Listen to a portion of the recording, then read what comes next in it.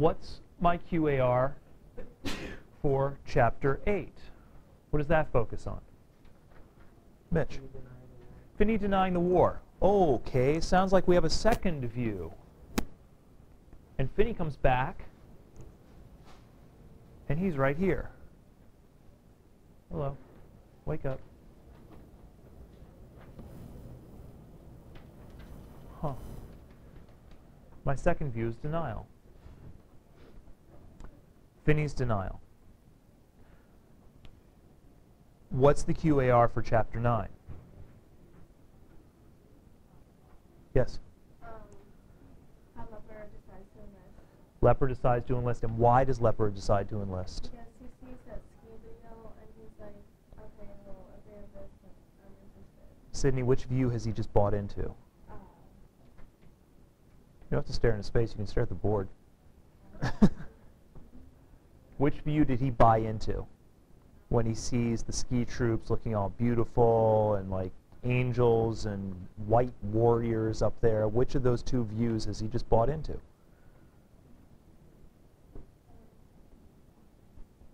Abby? The romantic adventure. This looks fun. This looks great. I'm going to do this. So Leper's right here, and in QAR 7, he decides, yay, I'm going to do this. This looks like fun. Jordan, what's QAR number 10?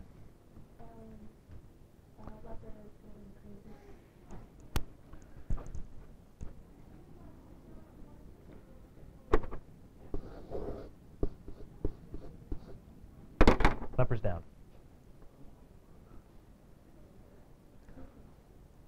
Why is Leper down? Because he bought into this. Knowles has just told you this is not adaptation. That is not realism. That is not the way you survive. And Jean was almost there. But what does Jean do when Finney comes around and starts denying the war? How does Jean react? Kind of picks up a bit of his denial. Very good, Paul. But he goes past the romantic adventure because he doesn't enlist, and he plays around with Finney's idea of denial, right? So Finney's right here in denial, and Jean's deciding to go along with him. Jean sidestepped the pitfall of romantic adventure. He decided, no, not going to work. I'm going to go over here with Finney in the land of denial. Leper, of course, decided, no, I'm going to romantic adventure, and he's gone. Evolve or perish. Evolve or perish.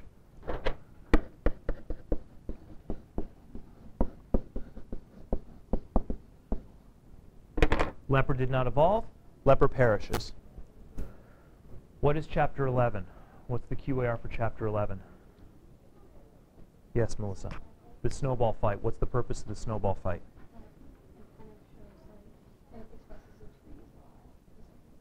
It uses the trees a bit because the snowball fight happens on the edge of the woods, so we know we're talking about something connected to war. But I'm wondering how it fits into this discussion. It shows like how Finney wants everyone to win, and it's kind of denial to So it's a symbolic representation of the results of denial. Yeah. Kelsey, what happens to Finney at the end of the snowball fight?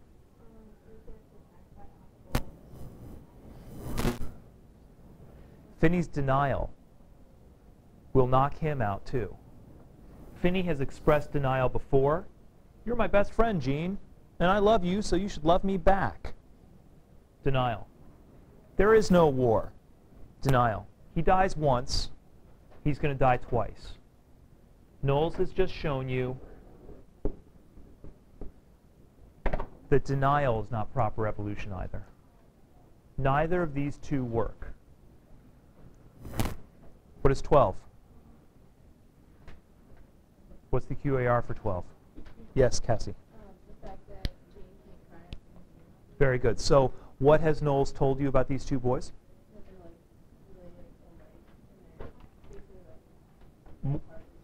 Very good. So Knowles is telling you right at the end, he says, I haven't been talking about two boys, I've been talking about one.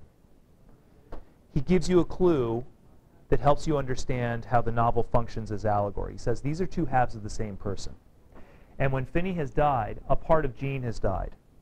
And if you assemble all the evidence, you realize, oh, it's the childhood part of Jean that has died. Gene's still moving along because he's still alive. His childhood is now fully dead. Gene has evolved. But what does that evolution mean? Chapter 13. What is his view of the war? What is Gene's view of the war in chapter 13? Come on, some of you did that, or some of you all read it. Abby. Try to get through it. Can anybody find the paragraph in chapter 13 that expresses this new view, this third view? There's a nice paragraph that expresses all of this.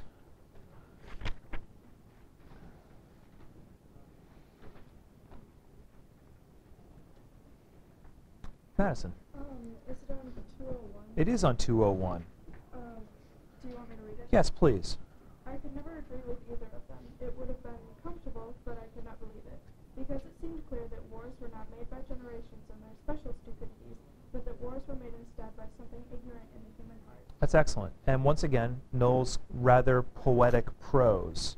Let's cut through the poetry and let's see it analytically. Madison, we have the two views represented in this discussion. Who is representing the romantic adventure view? Brinker's father. Very good. Who's representing denial? Brinker. So when Gene says, I could not agree with either one of them, he's saying, I don't agree with this view, and I don't agree with this view. Oh, and by the way, I saw two of my best friends die because of them. So I've got to be over here on this third view. And Madison, how would you characterize his new view? What would you say Gene does in terms of the war? I think that he's just, he thinks that it's kind of inevitable because it's a human weakness. Good. So he doesn't deny it. He's decided not to deny it. But at the same time, how is he deciding to abandon the first view? It's not actually a positive thing that people die in it. Thank you, Madison. Perfect. We can call this mature acceptance. He has maturely accepted the war. He said, it's not going to be fun. There's no romantic adventure going on here. People die. But furthermore, I've got to accept it. It's part of me. I'm responsible for this because I'm human, and human beings are responsible for this. Gene has now fully evolved. Gene is now an adult. He has gone through the trials and pains of growing up, of abandoning his childhood, and those pains have been violent, and they have been tragic, as really the story of human growth and evolution is. But he's come out on the other side better for it. And at the end of the story, which is actually the beginning of the story because this is all flashback, we have a Gene who is an adult, we know makes it through the war. He's not exactly happy, but he's not exactly sad either. He has a more mature, bittersweet view of the world. So he's a balanced individual. He's basically an adult. And Finney, the inexhaustible and irrepressible child, unfortunately has died. So, Gene's there. And that's the story of the novel. The novel takes place on two levels.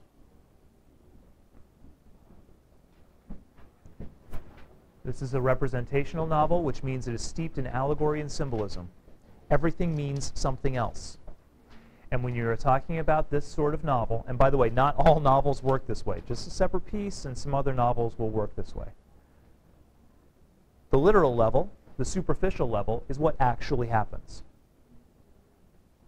So in your analysis and thinking about a separate piece, you should think, well, there are a lot of literal events.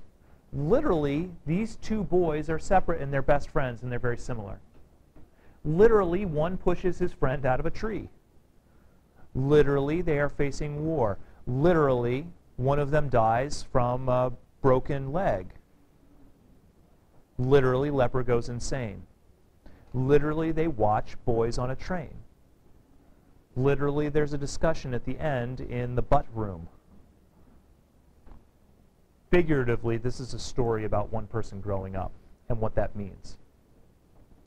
Figuratively, this is about a person being forced to, and in a painful fashion, abandon childhood because the necessities of war are driving that. This is about one person realizing what war is all about and what essentially adulthood is all about, and coming to grips with it.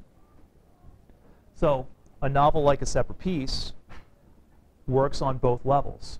But a novel like A Separate Piece functions so much on this level that its literal level is relatively superficial, almost insignificant. Jean doesn't matter. Finney doesn't matter. Leper doesn't matter. They're not realistic characters. Finney's not a realistic character. Boy, it would be nice if somebody like Finney existed, but somebody like Finney doesn't exist. But the point is, the novel operates almost entirely here. All of its meaning is figurative. All of its meaning is symbolic and representational. And the whole thing works like a big intellectual puzzle. And if you can understand how to relate one event in one novel or one chapter to another, if you can see how, for instance, this QAR in number 3, if I can grab it, relates very clearly to the QAR in chapter 11, how the denial of a loser eventually relates to the denial of the reality of war, then you'll see the discussion that Knowles is having. But that discussion is having pretty much entirely on this lower level of figurative or symbolic representation. And that's it. There it is. There's A Separate Piece, laid bare. Questions? Comments? Insults? Rude noises? Cheers? No? Nothing? Yay! Proclamations of Doom, Paul? You got any? Monday. That's a good proclamation of doom. Thank you, Paul. No, seriously, it's a lot to take in, I understand. But when you get down to it, A Separate Piece is a relatively simple novel to understand these terms. There's a lot going on, but he's fairly clear about it. But at this point, if you have questions about it, please let me know. No?